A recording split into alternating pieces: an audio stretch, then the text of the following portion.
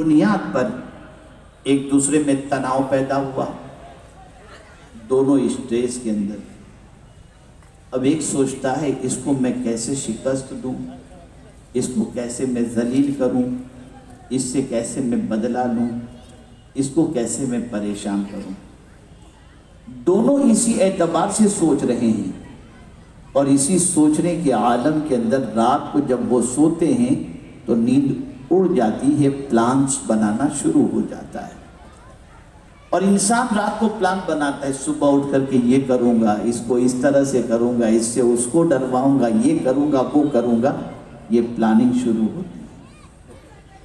اور میں پوری ذمہ داری کے ساتھ عرض کرتا ہوں کہ ریونج لینے کا جذبہ رکھنے والا انسان کبھی بھی پرسکون زندگی نہیں گزار سکتا۔ جس کے دل میں انتقام لینے کا جذبہ ہوگا، بدلہ لینے کا جذبہ ہوگا، وہ پلان بناتے بناتے اندر سے جل بھی رہا ہوگا، دماغ بھی گھوم رہا ہوگا، نیند بھی اڑ جاتی ہے، اور کھانا بھی اس کا چھوٹ جاتا ہے۔ حضور اس اسٹیج سے نکالنے کے لیے فرمایا اللہ معاف کرنے کو پسند کرتا ہے، اور سن لو صدقہ دینے سے مال کم نہیں ہوتا، اور معاف کرنے سے عزت کم نہیں ہوتی۔ اب آپ دیکھیں، جس سے آپ کو ریونج لینا ہے، آپ نے اس کو معاف کر دیا، لیٹ گو کر دیا۔ آپ نے جیسے ہی معاف کیا، پلان بنانا ختم، صبح اس کو تکلیف پہنچانے کا جذبہ ختم، اور ساری چیزیں آپ کے مائنڈ سے نکل گئیں۔ جاؤ چھوڑو یار، میں نے اسے معاف کر دیا، اور آپ آرام سے تکیہ لے کر کے سو گئے، آپ کو نیند آ گئی۔ پیغمبر اعظم کی ذات اسٹریس سے نکالنے والی ذات ہے، پیغمبر اعظم کی ذات پرابلم کے سولیوشن کی ذات ہے۔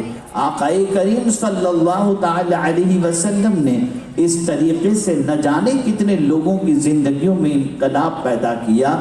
آپ سوچیں، خود حضور صلی اللہ علیہ وسلم کے چہیتے چچا سیدنا امیر حمزہ رضی اللہ تعالیٰ عنہ کو شہید کرنے والے وحشی کو بھی مصطفیٰ جان رحمت صلی اللہ علیہ وسلم نے معاف کیا، اور اس معافی کی برکت یہ ہوئی کہ اس شخص کو اللہ عز و جل نے اسلام کی دولت عطا فرمائی، اور وہی وحشی بعد میں صحابی بننے کا شرف حاصل کر چکے۔